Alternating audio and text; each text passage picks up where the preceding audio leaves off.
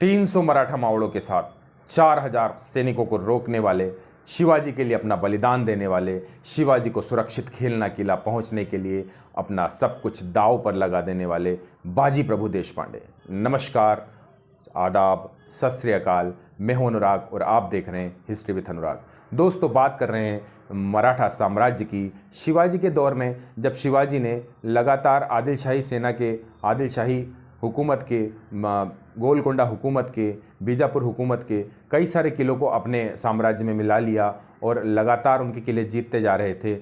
इसी बीच में जब वो एक बार पनहालगढ़ किले पहुंचते हैं, पनहालगढ़ किले में वो जमा हो जाते हैं, हो गए और वहाँ पर अपने कई सारे सैनिकों को लेकर अपनी आगे बढ़ने की योजना बनाने लगे। आदिलशाही सेना को इस बात की खबर लगी कि शिवाजी पनहालगढ़ किले में पहुँच गए हैं, तो आदिलशाही सेना लगभग 10,000 की तादाद में वहाँ पहुँच जाती है और एक भीषण युद्ध शुरू होता है। बहुत तेज अटैक वो करते हैं, बहुत तेज हमला करते हैं और शिवाजी की सेना को बहुत नुकसान होता है। शिवाजी की सारी सेना किले में मौजूद हो जाती है और बाहर से आदिलशाही सेना उनने घेराबंदी तेज कर दी। बहुत भारी घेराबंदी इस तरह से की गई थी, बाहर की सारी रसद काट दी, बाहर से कोई सामान अंदर नहीं आ पा रहा था, अंदर जो सामान था वही शिवाजी के सैनिक खा पा रहे थे और बाहर से लगातार हमले जारी थे।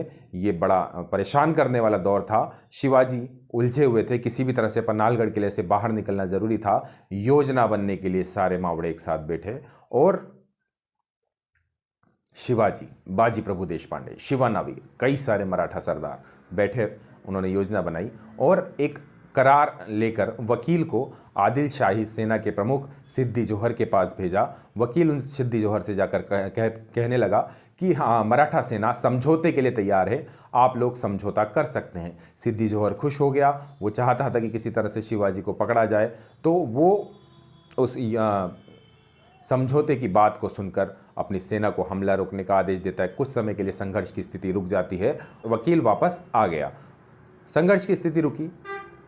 वास्तव में योजना ये थी कि किसी तरह से शिवाजी इस घेरे को तोड़कर बाहर निकल जाए। योजना पूरी तरह से मूर्त रूप लेने लगी। शिवाजी ने 600 से 800 या लगभग 1000 मराठा सरदारों को इकट्ठा किया, मराठा सैनिकों को इकट्ठा किया और 2 गुट बनाए।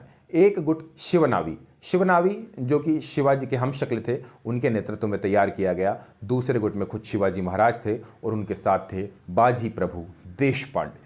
बाजी प्रभु देशपांडे कौन थे? बाजी प्रभु देशपांडे, बाजी प्रभु देशपांडे कायस्थ वंश के बहुत वीर मराठा योद्धा थे। वो शिवाजी के राज्य में दक्षिणी कमान की सेनापति का कार्य करते थे और बहुत बहादुर थे। शिवाजी के साथ बाजी प्रभु देशपांडे और अन्य सरदार और शिवनावी के साथ एक और दूसरा गुट। ये तय हुआ कि गुरु पूर्णिमा की रात को सब लोग वहाँ से 1000 मराठे सैनिक वहाँ से निकलेंगे। योजना के अनुसार रात को तेजी से उन्होंने घेरा तोड़ा। बाहर नेताजी पालकर जो लगातार आदिलशाही सेना पर हमले कर रहे थे बाहर से, लेकिन सफल नहीं हो पा रहे थे, उन्होंने भी मदद की। शिवनावी के नेतृत्व का जो गुट था उसके पीछे आदिलशाही सेना पड़ गई और किसी तरह से शिवनावी को अगवा कर लिया। इसी बीच शिवाजी आगे निकल गए, शिवाजी को पर्याप्त समय मिल गया। उन लोगों ने शिवनावी को पकड़कर उसका शीर्ष मर्दन कर दिया, सिर काट दिया और ले जाकर आदिलशाही सरदार को दिखाया, आदिलशाही सेनापति को दिखाया। सिद्दी जोहर ने अपना सिर पकड़ लिया। क्यों? क्योंकि वो जो शिवनावी थे वो वास्तव में हमशक्ल थे और सिद्दी जोहर पहचान गया कि ये शिवाजी नहीं है, ये शिवनावी है। खैर, इसी बीच शिवाजी को बहुत अच्छा मौका मिल गया। शिवाजी और बाजी प्रभु देशपांडे बहुत तेजी से अपने घोड़े दौड़ाकर आगे बढ़ने लगे। आदिलशाही सेना पीछे छूट गई। जब सेना को यह खबर लगी तो सिद्दी जोहर ने फिर आदेश दिया और 4000 सैनिकों की एक टुकड़ी शिवाजी के पीछे भेजी। उधर शिवाजी के घोड़े दौड़ते दौड़ते बहुत तेज दौड़ रहे थे, तो दौड़ते दौड़ते लगातार थकने लगे और घोड़किंद दर्रे पर जाकर थोड़ा रुके। पर देखते हैं कि पीछे से आदिलशाही सेना, खबर जैसी लगती है कि पीछे से आदिलशाही सेनाओं का एक जत्था हमला करने आ रहा था। तो फिर वहाँ बैठकर योजना बनती है। बाजी प्रभु देशपांडे शिवाजी से निवेदन करते हैं कि आप आगे निकल जाइए, मैं 300 मराठा सैनिकों को लेकर यहीं रुकूंगा और इस सेना को रोकूंगा। थोड़ा सा आप घोड़किंद दर्रे के बारे में समझ लीजिए। ये एक दर्रा इस तरह का दर्रा था जो बहुत सकरा था। हालांकि लंबा बहुत था तो इसमें घुस कम लोग सकते थे और ऐसी रणनीतिक स्थिति पर खड़ा हुआ था कि जहां पर एक आदमी भी 5 आदमी पर भारी पड़ जाता था। तो उस दर्रे का फायदा उठाने के लिए बाजी प्रभु देशपांडे शिवाजी से कहते हैं कि मैं यहां नेतृत्व करूंगा, आप आगे निकल जाइए। आगे कहां जाना था? आगे खेलना किला था। खेलना किला वहां एक सुरक्षित स्थान शिवाजी के लिए मान रहे थे, क्योंकि वहां रसद वगैरह सब आसानी से उपलब्ध थी। तो शिवाजी का मन नहीं मान रहा, शिवाजी आगे जाने को तैयार नहीं हो रहे, पर बाजी प्रभु देशपांडे किसी तरह से अनुनय विनय करके शिवाजी को मनाने में कामयाब हो गए। शिवाजी भारी मन से वहां से निकले, क्योंकि उन्हें पता था कि 300 मराठा सैनिकों को 4000 सेना का सामना करना पड़ेगा, तो बहुत मुश्किल होने वाली है और हो सकता है कुछ सरदार उनके खो जाएं। पर परिस्थितियां इस तरह की थी कि शिवाजी को वहां से जाना पड़ा। बाजी प्रभु देशपांडे 300 मराठा सैनिकों को लेकर वहीं रुक गए। जैसे ही आदिल शाही सेना पहुंची, युद्ध शुरू हो गया।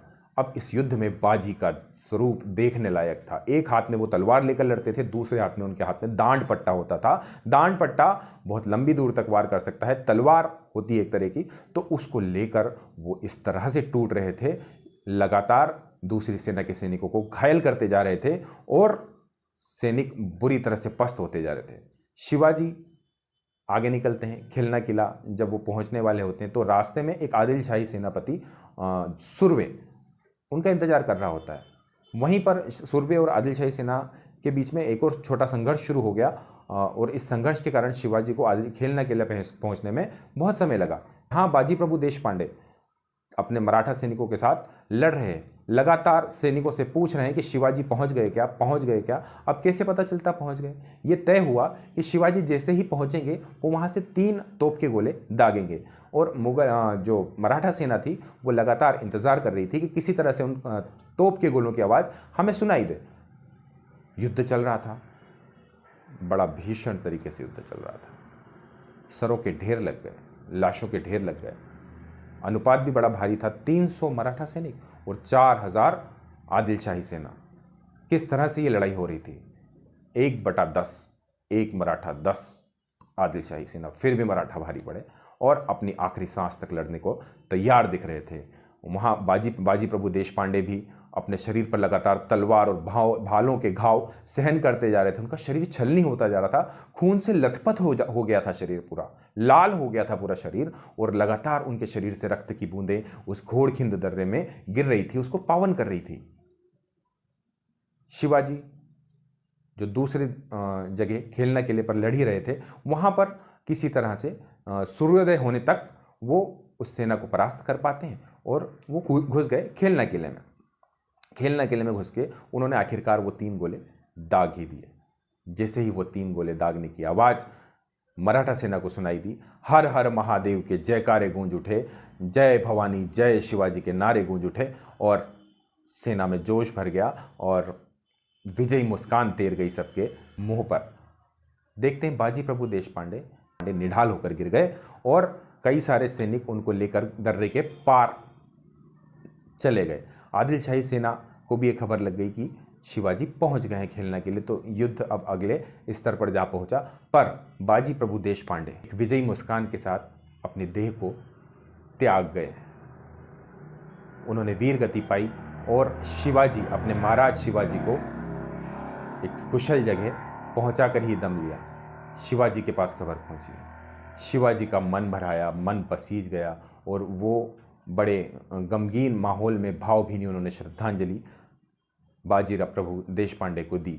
बाजी प्रभु देशपांडे के नाम पर उन्होंने घोड़किंद दर्रे का नाम पावनखिंद दर्रा रखा। पावनखिंद दर्रा क्योंकि वो बाजी प्रभु के रक्त से पूरी तरह से पावन हो चुका था और उस पावनखिंद दर्रे पर आज भी ये पावनखिंद दर्रा मराठा टेरिटरीज़ में देखा जा सकता है, सह्याद्री के बाहरी हिस्सों में है। तो उस दर्रे का नाम पावनखिंद शिवाजी ने रखा। बाजी प्रभु देशपांडे की अंत्येष्टि की गई। बाजी प्रभु देशपांडे ने पूरे देश को, पूरी दुनिया को ये दिखाया कि किस तरह से अपने सरदार, अपने महाराज के लिए अपना सर्वस्व बलिदान किया जाता है। उन्होंने राज्य भक्ति का बहुत बड़ा उदाहरण प्रस्तुत किया और इस तरह से बाजी प्रभु देशपांडे का नाम इतिहास में अमर हो गया।